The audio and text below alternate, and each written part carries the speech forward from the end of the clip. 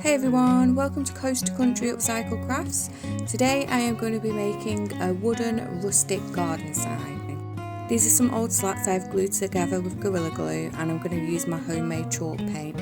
I have done a video on how to make some homemade chalk paint, so if you'd like to know how to make that, you can pop and have a look at that video. First off, I am going to start with the black chalk paint all over.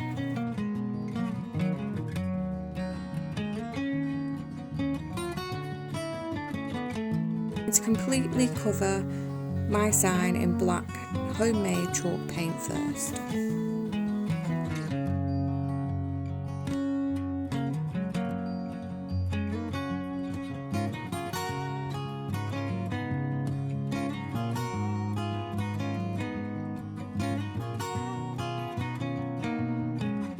Now we are going to leave that to sit and dry.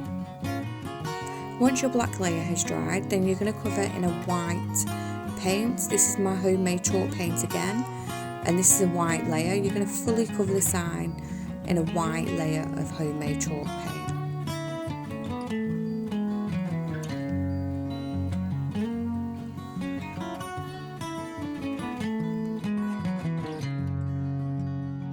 Once the white layer has dried, you're going to want to take a fine sanding pad and you're going to lightly sand down the wood, just rough in places wherever you feel like.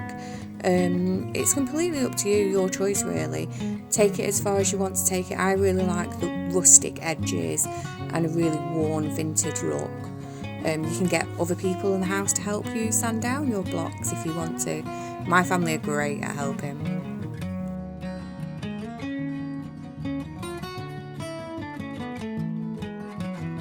As you can see, when the black starts showing through, it leaves you with a really nice rustic vintage finish on the wood, and I absolutely love this. Once you are happy with your desired look, then you want to take your print, and remember that you want to reverse any words if you are doing it this way with the Mod Podge.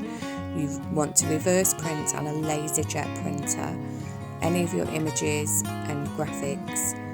I've measured mine out to an A4 piece of paper, and I'm going to go ahead and cut these out. If you would like to purchase any of my prints, pop over to my Etsy store. I'll leave the link in the description below.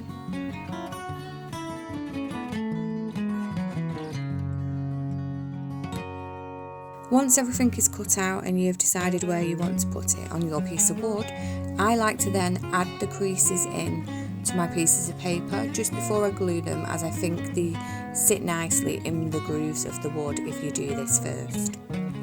I will leave a link below for all the products I have used in this video in the description. Once you are happy as to where you want your graphics and your images on your piece of wood, you are then ready to start the process of the transfer. Today I am using Mod Podge, and I am using the Mod Podge matte. I prefer the Mod Podge matte for this project, as I don't like the gloss finish if I am doing a rustic vintage sign. You're going to want to make sure that you have an even thick layer of Mod Podge on your graphic image ready for your transfer to your piece of wood.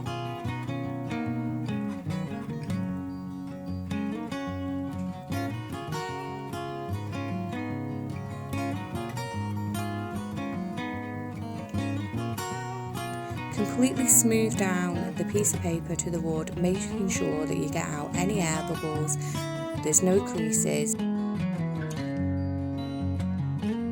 ensuring that you get right in between the cracks if you're wanting the image to transfer in between the grooves of the wood.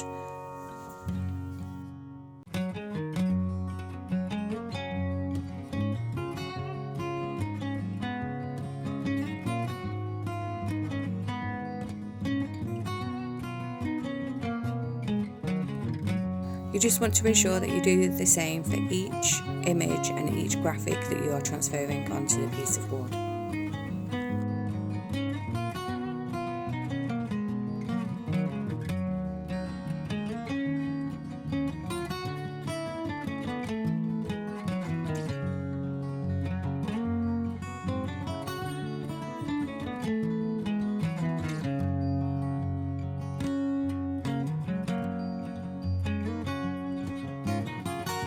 Once that's all done, you're going to want to leave it overnight or at least 24 hours.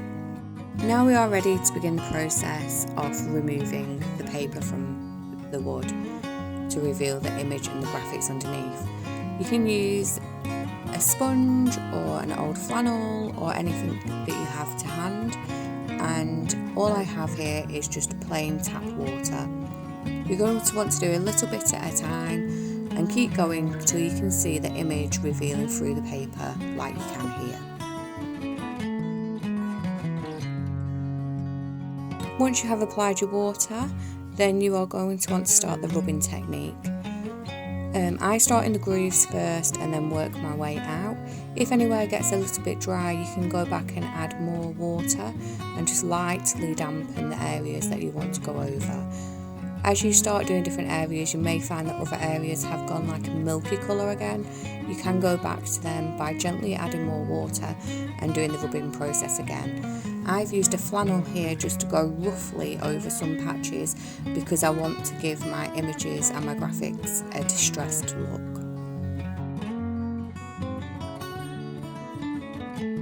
Remember to rub carefully, because if you do rub too hard, you will end up taking your image and graphic away from the wood.